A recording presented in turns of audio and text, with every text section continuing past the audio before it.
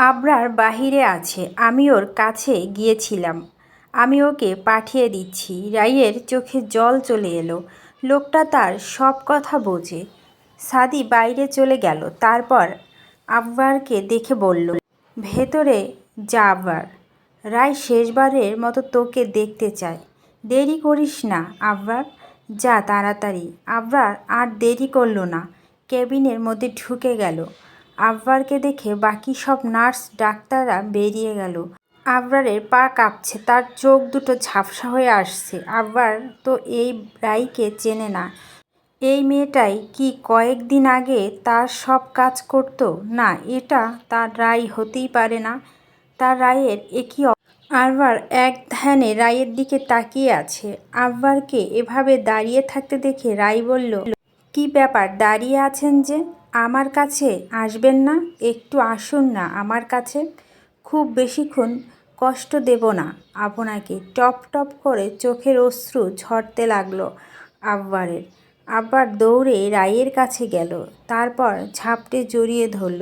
আবরার হাউমাউ করে কাঁদতে কাঁদতে বলল, এত বড় একটা রোগের কথা আমাকে আগে কেন বললে না? আমি কি এতটাই অপদার্থ যে চিকিৎসা করতাম না? এত রাগ আমার উপরে তোমার যে সব লুকিয়ে গেলে? আমি এখন কি নিয়ে বাঁচব? তুমি এটা কেন করলে? আপনি এভাবে কাঁদবেন না দয়া করে। আপনার কষ্ট দেখলে আমি বড্ড কষ্ট হয় আকবর। আমি আপনার কান্না সইতে পারি না। রাই কথাগুলো বলতে বলতে অক্সিজেনের মাস্কটা খুলে ফেলল। রাইকে মাস্ক খুলতে দেখে, এটা কেন খুলছো তুমি? রাই হাসলো। তারপর বলল, এমনিতে আমার জীবন প্রদীপ ফুরিয়ে এসেছে আব্বার। আজরাইল আসবে, এটা আর কেউ না বুঝলেও মৃত ব্যক্তি বোঝে, যেমন আমি বুঝছি। এখন আজ আমি যা যা বলবো আপনি ঠিক তাই তাই করবেন। কথা দিন আকবর, সারা জীবন তোমার কথা শুনব। তুমি শুধু আদেশ করে যেও। সারা জীবনের কথাটা আমার জন্য মানায় না আব্বার। আপনার মনে আছে, আপনি আমায় একদিন বলেছিলেন আপনাকে সেবা করার বিনিময়ে আমার কি চাই। আজকে আমি তার বিনিময় চাইব, দিবেন আমাকে? তুমি শুধু বলে যাও। জানেন, আপনার সাথে এক বালিশে শুয়ে সারা রাত গল্প করার বড্ড লোভ ছিল আমার, কিন্তু তার হলো না। আমার পাশে একটু শুয়ে পড়ুন না। আজ আপনার বুকে একটু শুতে দিবেন। আপনার বিছানার মতো বড় বিছানা নয় এটা, কিন্তু ভালোবেসে নিয়ে জায়গা রয়ে যাবে। আবরার দেরি করল না, রাইয়ের পাশে শুয়ে পড়ল। রাইকে নিজের বুকে জড়িয়ে ধরল আলতোভাবে। রাই তৃপ্তি হাসি হাসল। তারপর বলল, আমার মাথায় একটু হাত বুলিয়ে দিবেন। আবার রাইয়ের মাথায় হাত বুলিয়ে দিচ্ছে। একটু পর পর আকবর কেঁপে উঠল। হয়তো আজ আকবরও কাঁদছে। রাইয়ের নিজের ভাঙা গলায় বলল, আমার মাথায় এখন আর আগের মতো চুল নেই। আপনার কি খুব বিরক্ত লাগছে আকবর? বিরক্ত লাগলেও আজ আপন নিস্তার নেই আকবর। জানেন, আপনাকে বাগানে যে রক্তের জবা গাছটা আছে ওইখান থেকে আপনার বারান্দায় স্পষ্ট দেখা যায়। আমার সে ঘরটা ওখানে বানিয়ে দেবেন আপনি। আপনি যখন অকারণে সেখানে এসে দাঁড়াবেন বারান্দায়, তখন আমি নয়ন ভরে আপনাকে দেখব। আপনি যখন আপনার স্ত্রীকে নিয়ে চন্দ্রবিলাস করবেন তখন আমি আপনাদের দেখব। আমার নিজের চাওয়াগুলো মিটিয়ে নেব। আবরার এবার জোরেই কেঁদে দিল। তারপর বলল, আর বলো না প্লিজ, আমি আর পারছি না। আজ আমায় বলতে দিন আব্বার, আমি যে আর সময় পাবো না। জানেন, আমার ছোটবেলা থেকে খুব শখ ছিল লাল বেনারসি পরে, গয়না পরে, লাল টুকটুক বউ সেজে শ্বশুরবাড়ি যাব, কিন্তু তার যাওয়া হলো না। কিভাবে সবাই ধরে বেঁধে বিয়ে দিয়ে দিল। তবে এবার সাদা শাড়ি পরে যাব আপনার বাড়িতে। হয়তো পালকিতে চড়ে যাওয়া হলো না, কিন্তু খাটিয়াতে করে যেতে। এবার আপনার আর আমার বিয়েতে কাজই এলো না। সবাই আমার কবুল বলার জন্য আর অপেক্ষা করলো না, কিন্তু জানা যায় ঠিকই আসবে। কাতারে কাতারে লোক দাঁড়াবে। আমাকে একটা চুমু দিবেন আব্বার? এটা প্রথম আর শেষ চুমু দেবেন আমাকে। দয়া করে এই চাওয়াটা থেকে আমাকে বঞ্চিত করবেন না। আকবর রায়ের মুখটা দুই হাতে আগলে নিল। এর মুখটা তার ভালোবাসার মানুষের। কই আগে তো এভাবে দেখা হয়নি, আগে তো এত কাছে আসা হয়নি। সবই অসম্পূর্ণ রয়ে গেল। আব্বার রায়ের কপালে চুমু দিতে গিয়ে আবারও কেঁদে দিল। আপনি কাঁদছেন আব্বার? আর আমার কত ভালো লাগছে আপনি জানেন? প্রেমিকের প্রথম চুমু অমৃতের মতো কাজ করে, যা প্রেমিকাকে বাঁচতে শেখায় হাজার বছর। অপরদিকে আব্বারের ফুপু হাতে ধারালো অস্ত্র নিয়ে দাঁড়িয়ে আছে। তার চোখে পানি। একটু একটু করে এগিয়ে যাচ্ছে দ্বীপের কাছে তিনি। এইটু দূরেই দীপ চৌধুরী মৃত্যু যন্ত্রণায় কাতরাচ্ছে। দীপ চৌধুরী যন্ত্রণায় কাতরাচ্ছেন। একটু দূরেই আব্বারের ফুপু রুনা খান ধারালো ছুরি নিয়ে দাঁড়িয়ে আছে। ছুরিটা রক্তে রঞ্জিত হয়ে আছে। ছুরিটা থেকে টপ টপ করে রক্ত পড়ছে। রুহান খান এগিয়ে আসেন দীপ চৌধুরীর দিকে। দ্বীপের দিকে তাকাতেই রুহান খান বলল, কি ভেবেছিলে তুমি আমাকে ঠকাবে? আর আমি জানার পর কিছু বলবো না? আমি সবার মতো এত ভালো নই দীপ। দীপ চৌধুরী দুই হাত জোর করে নিজের প্রাণ ভিক্ষে চাইল।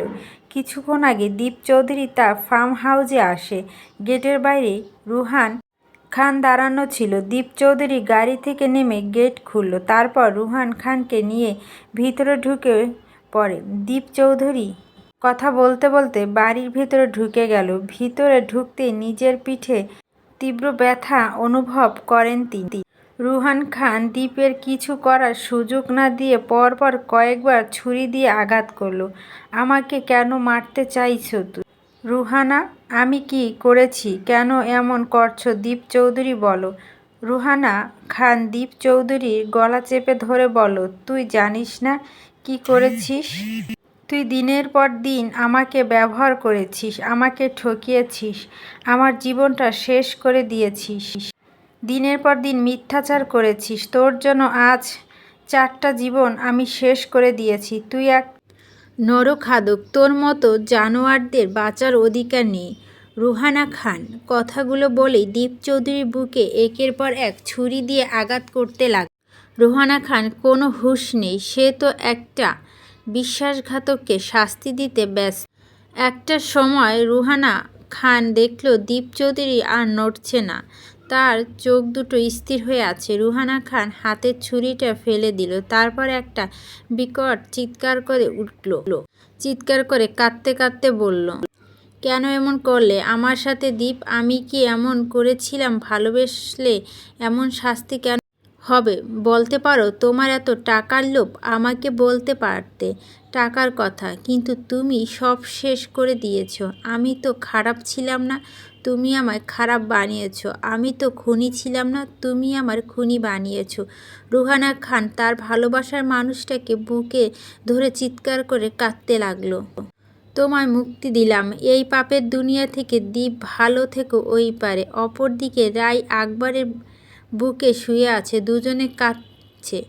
আকবরের কান্নার শব্দ হলেও রায় নিঃশব্দে কাঁদছে। রায় কাঁদতে কাঁদতে বলল, আকবর, এটা কিন্তু আমাদের প্রথম আর শেষ আলিঙ্গন। এরপর আর এই পারে আলিঙ্গন হবে না। আকবর নিজের হাতে বাঁধন শক্ত করে নিল। তারপর বলল, আমি তোমার কিছু হতে দিব না। তুমি কেন আমায় বললে না রায়? এতটা অমানুষ আমাকে কিভাবে ভাবলে তুমি? রায় মুচকি হেসে বলল, তোমায় হৃদমাজারে রাখবো, ছেড়ে দেব না। গানটি গিয়ে রায় থামল। তারপর বলল, আমায় কিছু সময়ের জন্য নিজের সাথে মিশিয়ে নিন আকবর, কারণ তারপর আর সুযোগ পাবে না। আমি আর আমার ভালোবাসা তারপর মাটির তলায় বন্দি হয়ে যাব। জানেন আকবর, আপনার থেকে আমার আরও একটা শেষ ইচ্ছা আবদার আছে। আপনার মনে আছে আমাকে দেওয়ার আপনার প্রথম উপহারের কথা? ওই শাড়ি গহনা যদি আপনি আপনার দ্বিতীয় বউকে দেন, তাহলে আমি বড্ড কষ্ট পাবো আকবর। ওইগুলো যেন ওভাবেই থাকে, কারণ আপনার প্রথম সব জিনিসের আমার অধিকার।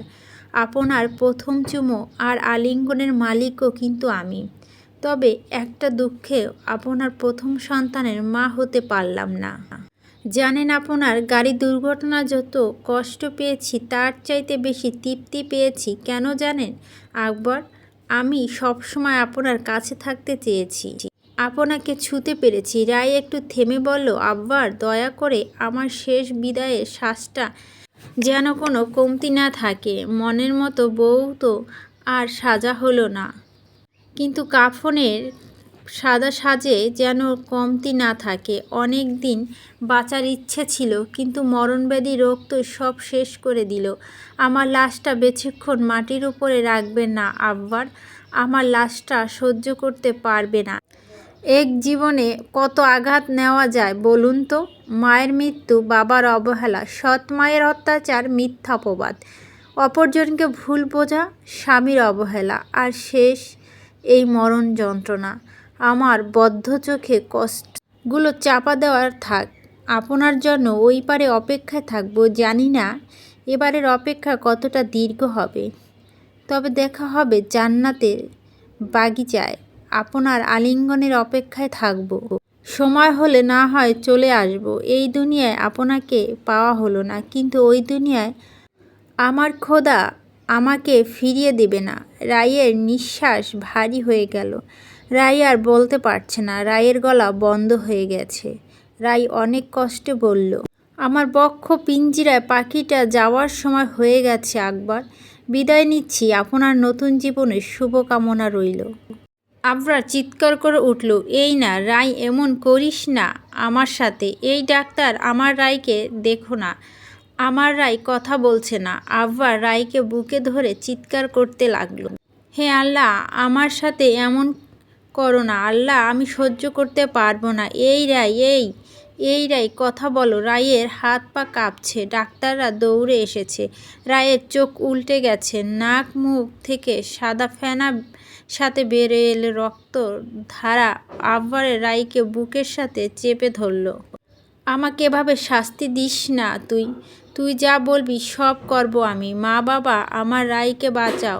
ও আল্লাহ, আমি এখন কি করব? রায়ের কাঁপতে থাকা শরীরটা থেমে গেল। নিথর হয়ে আব্বারের কোলে পড়ে রইল। মনিটরে ওঠানামা করা সবুজ দাগটা সমান হয়ে গেছে। ডাক্তার রায়ের হাতের কবজি ধরে পালস চেক করলো, তারপর রায়ের নিশ্চুপ চোখ দুটো বন্ধ করে দিল। এই জগতে রায় আর কোনোদিন চোখ খুলবে না। চিরদিনের মতো রায় চোখ বন্ধ করে ঘুমাচ্ছে। চোখের কোণ বেয়ে 2 ফোঁটা জল গড়িয়ে পড়ল রায়ের। হয়তো জলটা এর জন্যই পড়েছে যে আকবরকে ছাড়া ওপার থাকবে কিভাবে রায়। আবার উঠে ডাক্তারের কাছে গেল, তারপর বলল, এই ডাক্তার, তুই আমার রায়ের চিকিৎসা না করে দাঁড়িয়ে আছিস কেন? তোদের মনিটর থেমে আছে কেন? এই আমার রায়কে বাঁচা না তোরা। আবরার কান্না ভেঙে পড়ল। ডাক্তার পা জড়িয়ে ফ্লোরে বসে পড়ল। আবরার, রায় বিদায় নিয়েছে। পাহাড় সমান কষ্ট, হাজার অভিমান নিয়ে এই নিষ্ঠুর পৃথিবী থেকে সে এমন জায়গায় চলে গেছে যেখান থেকে শত কষ্ট করলে কেউ কখনোই আর ফিরে আসতে পারবে না। আমাদের অনেকেই এই মুহূর্তে হাউমাউ করে কাঁদতে ইচ্ছে করছে, কিন্তু আমরাও যে পারছি না নীরবে কান্না করা ছাড়া। কারণ আমাদের কান্নাটা যে কোনো ব্যথা নেই। চিৎকার করে হয়তো আমরা কাঁদতে না পারলেও কলিজাটা যে এই অভাগী রায়ের জন্য ছিঁড়ে যাচ্ছে। আবরার পাগলের মতো বিলাপ করছে। হাসপাতালে ডাক্তারদের কাছে যাচ্ছে আর বলছে, এই ডাক্তার ভাই, আমার বউটাকে নিয়ে নেন, আমার সব টাকা নিয়ে নেন তোরা, আমার কিছু লাগবে না, তোরা নিয়ে যা সব, শুধু আমার বউটাকে বাঁচিয়ে দে, তোদের পায়ে পড়ি আমি, কিছু একটা কর ভাই তোরা। কেউ কোনো কথা বলছে না। আকবর আর বাবার কাছে গেল দৌড়ে, বাবা, ও বাবা, তুমি তো সব পারো, আমার রায়কে একটু কথা বলতে বলো না বাবা, আমি আর পারছি না। ও বাবা, আমি রায়কে নিয়ে চলে যাব অনেক দূরে, আর ফিরে আসবো না কখনো। কোনো টাকা আমার লাগবে না, শুধু ওকে কথা বলতে বলো। আফজাল খান ছেলের গালে হাত বুলিয়ে বলল, রায় আর আমাদের মাঝে নেই বাবা, টাকা দিয়ে মানুষকে বাঁচানো যায় না। তোমরা কেউ আমার আপন নাও, সবাই আমার শত্রু, তোমরা আমার বউ, কাউকে লাগবে না। আব্বার চিৎকার করে কথা বলতে বলতে রায়ের কাছে গেল, তারপর বলল, তোকে আর কি বলবো, তুইও তো আমাকে বুঝলি না, সবার মতো তুইও দিনের পর দিন সব লুকিয়ে গেছিস। এই কথা বল, আমার সাথে এই রায় কথা বল না একটু। আব্বার চিৎকার করে কথাগুলো বলতে বলতে অঝরে কেঁদে দিল। আনিলা বেগম ছেলের কাছে দৌড়ে গেলেন। তারপর বললেন, আব্বার তুমি কি চাও না রাই এখন একটু ভালো থাকুক? যদিও তুমি ওকে ভালোবাসো, তাহলে এভাবে পাগলামি করো না বাবা। ওকে নিয়ে যেতে হবে তো। আব্বার কোনো কথা বলল না। উঠে দাঁড়ালো আব্বার। পর রায়ের নিথর শরীরটা নিজের কোলে তুলে নিল। রায়ের নিথর শরীরটা আব্বারের বুকের সাথে লেপ্টে আছে। আনিলা বেগম আব্বারে বলল, এটা কি করছো আব্বার? রায়কে লাশবাহী গাড়িতে করে নিয়ে যাবে হাসপাতাল থেকে। মরা মানুষকে ওই গাড়িতে ওঠাও মা। কিন্তু আমার রায় আমার কাছে মৃত নয়। আমি নিজে আমার বউকে তার শেষ ঠিকানায় রেখে আসব। আব্বার হেঁটে চলে হাসপাতালের বাইরে। কেউ আব্বারকে বাধা দিল না। আব্বার রায়কে নিয়ে গাড়িতে বসলো। তারপর গাড়ি চালাতে শুরু করলো। আব্বার নিজের স্ত্রীকে আলতো করে জড়িয়ে আছে। রাই চুপ করে শুয়ে আছে, কোনো সাড়া শব্দ নেই। অন্যদিকে আফজাল খানের মোবাইলে পুলিশের নম্বর থেকে একটা কল আসে। অপর পাশের কথা শুনেই তার মাথা আকাশ ভেঙে পড়ল। আফজাল খান কাউকে কিছু না বলে পুলিশ স্টেশনের দিকে গাড়ি নিয়ে বেরিয়ে যায়। আব্বারের গাড়ি বাড়িতে এসে গেছে। আব্বারের পেছনে গাড়িটা সবাই এসেছে, সবাই কাঁদছে। আফজাল খান পুলিশ স্টেশনে নিজের বোনের সামনে বসে আছে, তার চোখেও পানি। রুহানা খান মাথা নিচু করে বলল, আমাকে পারলে ক্ষমা করে দিও। আর দীপকে আমি তার পাপের শাস্তি দিয়েছি, আর তাকে ভালোবেসে আমি যে ভুল করেছি তার শাস্তি এখন আমি ভোগ করব। রায়ের কাছে আর মাপ চাইতে পারলাম না। সে যেন আমায় মাপ না করে, আমি সেটার যোগ্য নই। রায় আর বেঁচে নেই রুহানা, আফজাল খান বললেন। রুহানা খানের চোখ থেকে এক ফোঁটা জল গড়িয়ে পড়ল। তিনি বললেন, আমার এই অভিশপ্ত জীবন থেকে আর মুক্তি হবে না ভাইয়া। ওই মেয়েটা দীর্ঘ নিঃশ্বাস আমার পরকালেও শেষ করে দিবে। তুমি আমার মতো একটা জঘন্য মেয়ের জন্য নিজের সময় নষ্ট করো না। রায়ের কাছে যাও, বাবার মতো তার শেষ কাজগুলো করে যাও। আর আমাকে এখান থেকে বের করার চেষ্টা করো না কখনো। অপরদিকে রায়ের শেষ গোছল হয়ে গেছে। একটু পরেই জানাজা। রায়ের মা বাবা মামা মামি এসেছে, তারাও কান্নায় ভেঙে পড়েছে। সবাই রায়কে শেষবারের মতো একবার দেখে নিল। রায়ের জানাজা শেষ হলো, তারপর তাকে মাটি ঘরে রেখে দেওয়া হলো।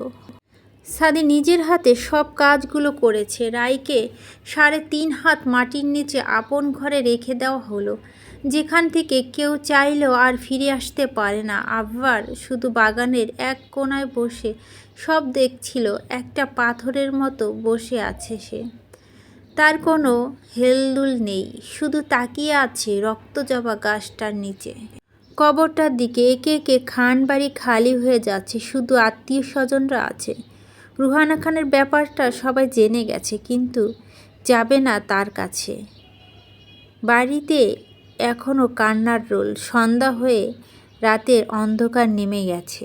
আব্বার এক পলক কবরটার দিকে তাকালো, তারপর উঠে দাঁড়ালো। আব্বার বাড়ির ভিতর ঢুকলো। তার পুরো শরীরে ধুলোবালি মাখা। আব্বার কারো সাথে কোনো কথা না বলে ঘরের ভিতর ঢুকলো। আব্বার কাবার্ড খুলে সেটা ভিতর থেকে রায়ের দেওয়া তার প্রথম শাড়ি, চুড়ি এগুলো নিয়ে নিল।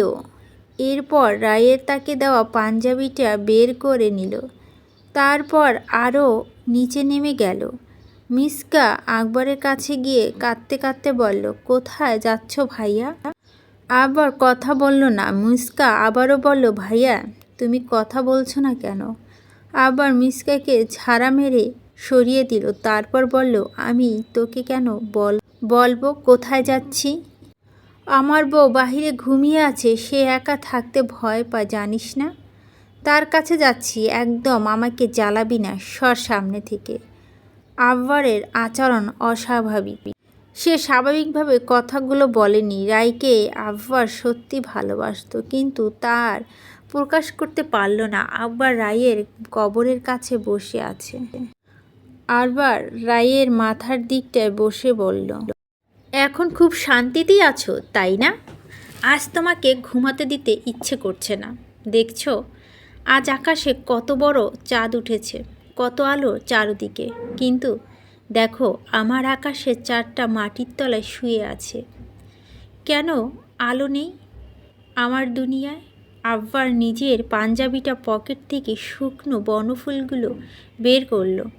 তারপর বলল, দেখছো তোমার দেওয়া বনফুলগুলো এখনও আছে, কিন্তু তুমি আর নেই। তোমার শাড়ির ভাঁজে এখনও আমার ঘ্রাণ মেলে, কিন্তু তুমি নেই। আমার ভালোবাসা আজ মাটির তলায় বন্দি। আবরার আকাশের দিকে তাকিয়ে বলল, আল্লাহ, আমার বড্ড কষ্ট হচ্ছে। তুমি তো অন্তরের সব জানো। আমাকে একটু শান্তি দাও খোদা। আব্বারের দুই চোখ বেয়ে পানি গড়িয়ে পড়ল। চোখের পানি গাল বেয়ে গলা অতিক্রম করেছে। রাত 1টা বাজে। আব্বার এখনও কবরের পাশে বসে আছে। অনেকে তাকে নিতে এসেছে, কিন্তু যায়নি। তার রায় নাকি ভয় পাবে এখানে একা থাকতে, তাই বাধ্য হয়ে সবাই ফিরে গেল। আবরার রায়ের ডান দিকে শুয়ে পড়ল, বুকের মধ্যে রায়ের শাড়িটা চেপে ধরল। আবার রায়ের কবরের দিকে এক ধ্যানে তাকিয়ে রইল। রাতের অন্ধকার আব্বারের নিঃশব্দ কান্না চোখের পানির আড়াল করল। সকাল 9টা বাজে। খান বাড়িতে আজ আবারও মানুষের ভিড় জমেছে। তবে আজ সেই রায়ের জন্য আসেনি। সবাই খান বাড়ির বড় ছেলে আবরার খান জয়কে শেষবারের মতো দেখতে এসেছে। বাড়ির সামনে একটা খাটিয়াতে আব্বারের লাশটা সাদা কাপড় দিয়ে ঢাকা। একটু আগেই তাকে ডাক্তার মৃত ঘোষণা করেছে। সকাল 5টার দিকে মিসকা আর আফজাল খান আকবরকে নিতে আসে। অনেক ডাকার পরও আব্বার ওঠে না।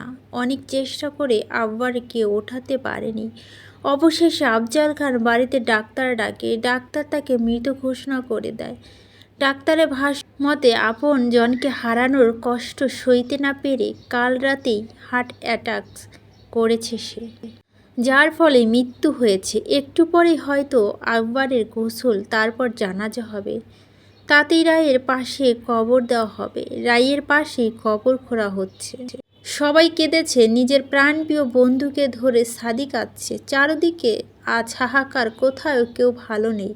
শ্রাবণের আধারে সব ঢেকে গেছে। কিছু ভালোবাসা মাটির তলায় চাপা পড়ে যায়। কিছু ভালোবাসা মিলনের অপেক্ষায় বয়ে যায়। কিছু ভালোবাসা অপ্রকাশিত হয়ে যায়। কিছু ভালোবাসা আর্তনা করে অপর মাটাকে আবারও দেখায়। কিছু ভালোবাসা আর্তনা করে আবারও ফিরে আসার। কিছু ভালোবাসা হারিয়ে যায় কালো বিবর্তনের ধাঁধায়। তবু ভালোবাসাকে ভালোবাসি।